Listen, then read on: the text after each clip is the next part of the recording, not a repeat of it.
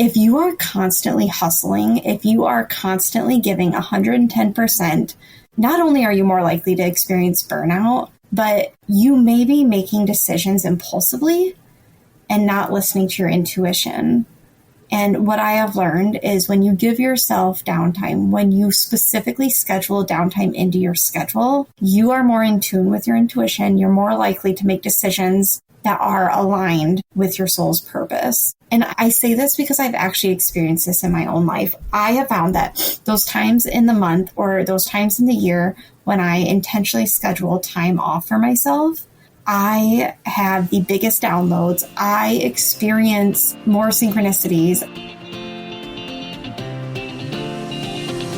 Welcome to Next Level You podcast. I'm Stephanie Dingbaum, your host, your biggest cheerleader, and your go-to girlfriend for real, raw, and uplifting conversations about leveling up in life. As a mental health therapist with over a decade of experience and a business coach helping women elevate their lives and businesses, I'm here to guide you through the mindset shifts, holistic practices, and manifestation tools you need to step into your most authentic, next level self. Whether you're here to ignite your personal growth, elevate your professional game, or simply rediscover you, this podcast is your invitation to dream bigger, go after your goals, and unapologetically claim the life you deserve. So grab your favorite drink, get comfy, and let's dive in. It's time to up-level, manifest, and glow. Welcome back to Next Level You podcast, you guys. I'm so excited for today's episode. I am currently in a season where I have been forced to slow down. As many of you know, I'm on maternity leave right now. We had our baby at the end of March, and it's been great. Don't get me wrong, it really has been great. And also, I've missed the business. There's parts of the business that I've really missed. And so due to this season of having to slow down, I thought this is a perfect topic to talk about on the podcast, because I find from talking to other entrepreneurs and just what I see on Instagram with people that I follow, this is hard for some people. You know, naturally we come from this hustle culture. If you've worked for anyone, typically that's how the workforce is. And so when you switch over to running and owning your own business and you have the option to slow down, it is difficult. I've had a lot of conversations with people lately and this has come up. And so I thought, I kind of took that as a sign that I needed to talk about it on the podcast because it is a topic that I'm very passionate about. That's what we're talking about today, is this slow girl era that I'm living in right now while I'm on maternity leave. Before I talk further about that, I do want to address the whole anti-hustle culture thing, because when I first started my business, that was a phrase that I threw around a lot. I would just openly tell people that I am very much anti-hustle culture, that I don't think that's a healthy way to work. I don't think that's a healthy culture in general for people. It's just got a really negative connotation to it. And so what I mean when I say anti-hustle culture is, like I said before, if you've worked for somebody else or if you've worked in the corporate world, oftentimes the culture in those businesses or in those companies is you give 100%. You work your butt off. You give your all. And even if that's not the culture, if you are a people pleaser or if you are a perfectionist, you probably just naturally show up that way. I know I did when I think about all of my previous jobs up until now. That is very much the energy that I brought to the workplace, and it wasn't anybody's fault but my own. It's just how I was raised, right? And honestly, it is nobody's fault. This is just a culture that we live in. But what I have learned from that is just because that's the culture we live in does not mean that's how it has to be. You do have a choice. And I think, unfortunately, that control is taken away from us when we work for other people to an extent. I learned the hard way. I experienced burnout in every job I've had prior to starting my own business. And that's really what motivated me with my business to really build an aligned business, is I did not want to experience burnout with my businesses. I want to love what I do. I want to be excited to get out of bed every morning. But I also want balance. I want that work-life balance. And some people will tell you that work-life balance is just like a figment of our imagination, but I disagree. I really do think you can practice balance. I really do think you can find that balance. It's just about being intentional, right? And so when I say anti-hustle culture, I really just mean finding that balance. I really mean practicing balance between work life, home life, friends, your spiritual health. Like, it is possible to find that. It's not just like this out there concept. It's something you can actually grasp and you can actually practice in your life. Like I said, I had burnout in both of my previous jobs, so I very much wanted to be intentional when starting the private practice because I did not want to build a practice that was going to end up burning me out. So it meant putting systems in place. It meant automation where I could. And I'm still working on that. I really am. I find that it's a daily thing that I work towards. But honestly, at the end of the day, if you have your own business, building a sustainable business that is soul aligned is more likely to prevent burnout. It really is, because you're going to love what you do. You're going to look forward to what you do every day. And if you are making soul aligned decisions in your business, then I really do believe you're less likely to burn out. And another piece of that I want to add is if you're building a business with your strengths in mind, I incorporate human design into my schedule, like how I build my schedule, because I know my human design type, I'm a projector. And so as a projector, I thrive with working like 4 hours a day. That might sound outrageous to some people, but it's actually doable. Okay. So for me, that just means 4 therapy sessions a day. It doesn't mean I can't do behind the scenes work, because that stuff fills me up in a way that the therapy sessions don't. It allows me to tap into my creativity. It allows me to network with other people. And I love that stuff. I love that side of things. And so I have found that balancing that with my coaching sessions and my therapy sessions is what really fills my cup up and helps me to not feel burnout. So incorporating your strengths, whether it be your human design type, your Enneagram type, just knowing your personality in general and what type of schedule you are more likely to thrive in, incorporate those things into your business. That's so important. And then another piece, keeping in mind your cycle and your time of the month and scheduling certain things in the business around your cycle is also really important and is also going to help you to prevent burnout in your business as well. Okay, so I do want to keep going because I could probably talk about anti-hustle culture all day, but that's not really what I want this specific episode to be all about.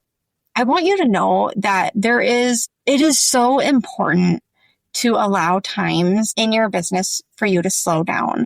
If you are constantly hustling, if you are constantly giving 110%, not only are you more likely to experience burnout, but you may be making decisions impulsively and not listening to your intuition. And what I have learned is when you give yourself downtime, when you specifically schedule downtime into your schedule, you are more in tune with your intuition. You're more likely to make decisions that are aligned with your soul's purpose.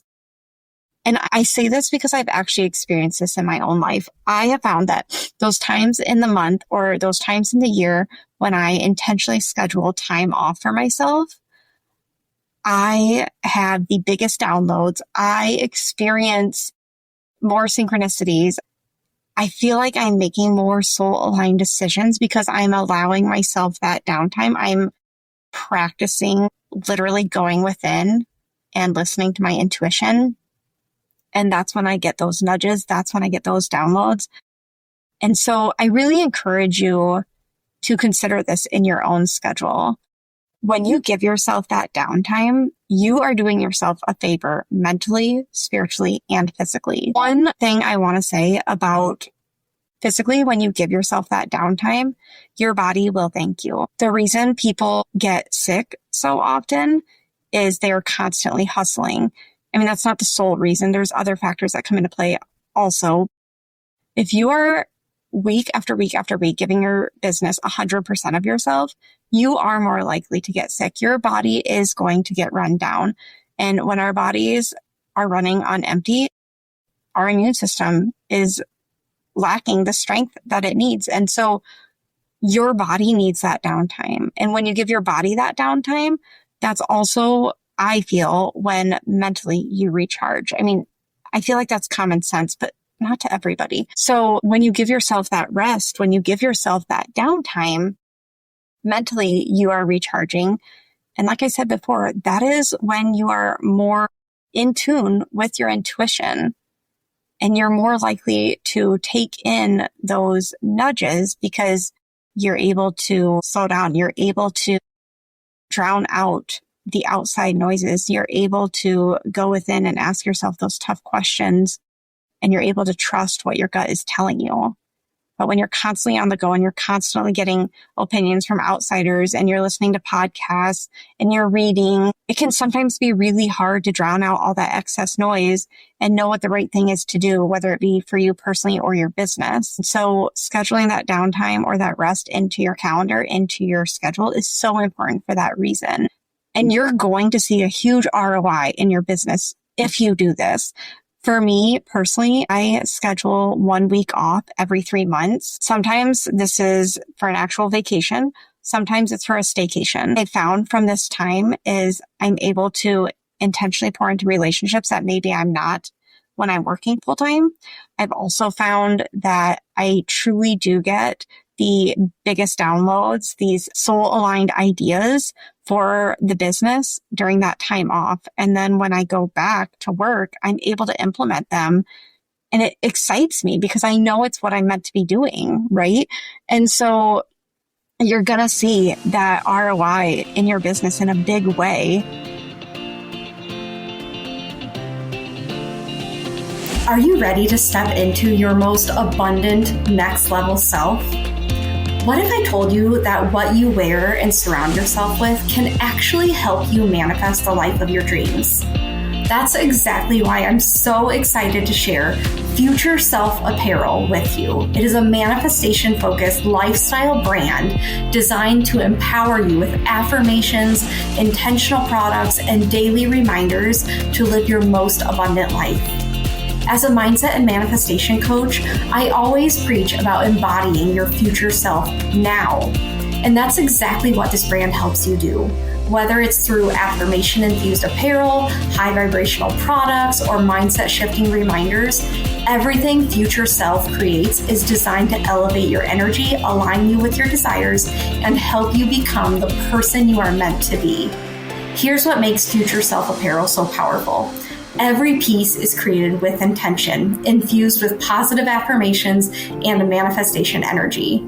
Wearing or using these products is a tangible way to embody your highest self daily. It's not just clothing, you guys. It's a mindset shift, helping you stay aligned with your goals and abundance. I've been obsessed with Future Self Apparel as of just recently because it aligns perfectly with the work I do, helping women build confidence, rewire their beliefs, and create the life they've always dreamed of. So, if you're ready to step into your highest timeline and become the future self you've been manifesting, then this brand, this company is for you. Head to the link in today's show notes to shop Future Self Apparel and start living as the most confident, abundant, and aligned version of you.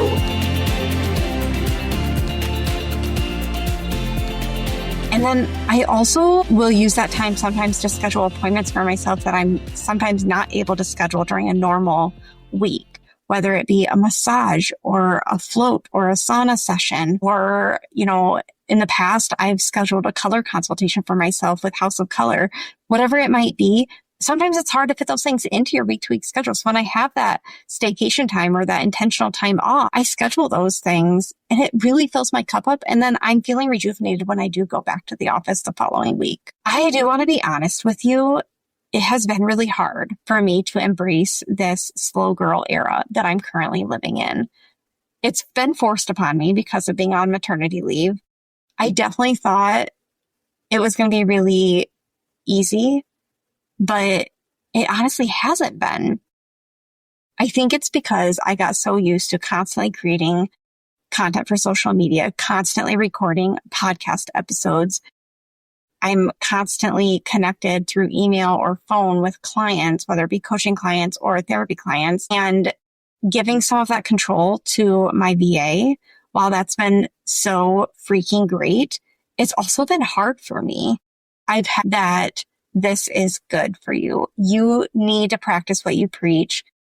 And I feel like I was doing that before to an extent though, but now being forced to do it every day, it's hard. I have had to remind myself that my worth is not tied to my productivity. And I'm going to be honest, I think that was a limiting belief that I carried up until now. I naturally feel good about myself when I have things to show for it, when I see my productivity, whether it be in podcast recordings or my marketing or how many clients I saw that week, how many how many checks came in from insurance companies that week. That all equated to me having a really productive week. And when I wasn't getting that for week upon week upon week, it kind of hit me differently. And I don't think I honestly wasn't expecting that.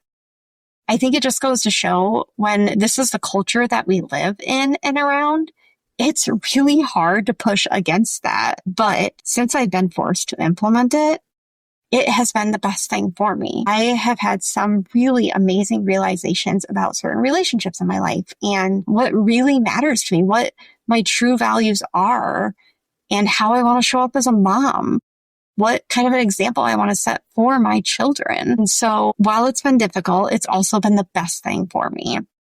So like I said, I'm constantly reminding myself that my worth is not tied to my productivity. And if that sounds like something you need to hear, if that sounds like a limiting belief that you carry, I really encourage you to dig deep into why is that a limiting belief that you carry, and then rewrite that.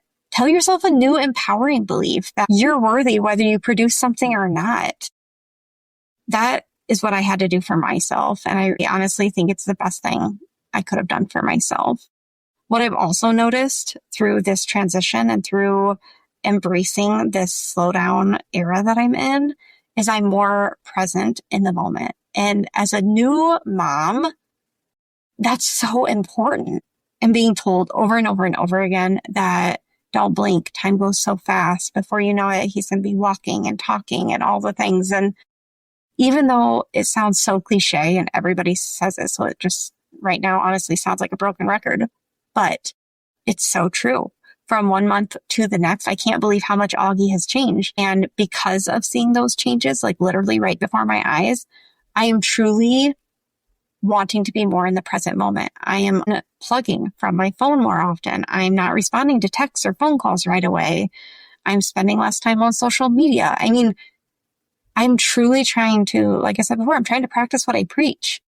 And no, it's not always easy because I'm not going to lie. I do get a dopamine hit from being on Instagram. I enjoy it. I love creating things. I find that I'm really tapping into my feminine energy when I create content for social media, and I freaking love it. It really fills my cup up in a way that nothing else in the business does. And it's even one of those things that I've contemplated whether I want to delegate it to like another assistant potentially, like a social media manager. While that would probably give me more time in my week that I could probably use, I'm really not ready to give that up yet because, like I said, I enjoy it. It gives me a dopamine hit. And those things that increase your dopamine, you typically want to continue to practice. So I'm not there where I want to delegate that yet because it really does, it makes me feel good and it's fun for me. All of that is to say, I'm really trying to be unplugged. I'm really trying to be in the present moment for those things like time with Augie, time with my husband when Augie's asleep, when other family members come to visit. I try to not be on my phone. I try to be more present. And those are just little things that I've implemented to help me embrace this new chapter that I'm calling my slow girl era. So I encourage you to consider those things as well. But what I really want to do is I really want to challenge you guys. You know, ask yourself these difficult questions. Ask yourself, do you catch yourself in hustle mode a lot? Whether it's in the business, at work, outside of work, even when you're doing housework, do you catch yourself? Because I was guilty of that as well. I still am a little bit. When Augie is sleeping, my mind immediately goes to like, what house tasks should I be doing right now? What things should I be accomplishing so that the house is clean?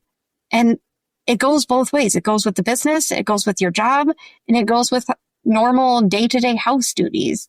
So ask yourself, do you catch yourself in hustle mode a lot? Or are you great about giving yourself that rest and downtime that you deserve and need? Because when I asked myself that, I had to be honest with myself. I was in hustle mode a lot, more than I should be, more than I want to admit, to be honest with you. I struggled giving myself that rest and downtime, especially that first month of maternity leave. I was constantly like, okay, Augie's asleep. What does the house need? Like, what needs my attention right now as far as household duties? And I had friends telling me it's okay for the dishes to build up. It's okay if the laundry is backed up. It's okay if things are dirty. It's okay if the kitchen table is full of clutter.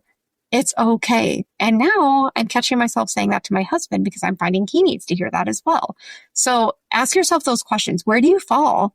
It's really a spectrum, you guys. One end being you're constantly in that hustle mode. The other end being you're great about giving yourself that rest and that downtime that you need and deserve. So where do you fall on that spectrum? I'm curious what end you find yourself on, or are you more in the middle? If you're truly being honest with yourself, I bet most of you are either in the middle or more on the hustle mode. That's what I'm finding as I ask more people this question. So be honest with yourself. If you are more in hustle mode most of the time, or even if you are in the middle of that spectrum, how can you improve at this? Do you need to schedule downtime into your day, your week, your month? Do you need to take longer lunch breaks? Do you need to give yourself one day off a week where you're not seeing clients, where you're not actually at the office? Do you need to do one self-care day a month? I'm going to be honest, I do all of those things. I give myself sometimes an hour, sometimes a 90-minute lunch break, depending on the day. I give myself, so I only see therapy clients 3 days a week right now. And then 1 day a week is for coaching clients. And then 1 day is to work on the business, not in the business. And then besides that, I try to schedule 2 self-care days a month for me. But sometimes it's a half day here and there. But ultimately, at the end of the day, I make sure to have 2 a month total.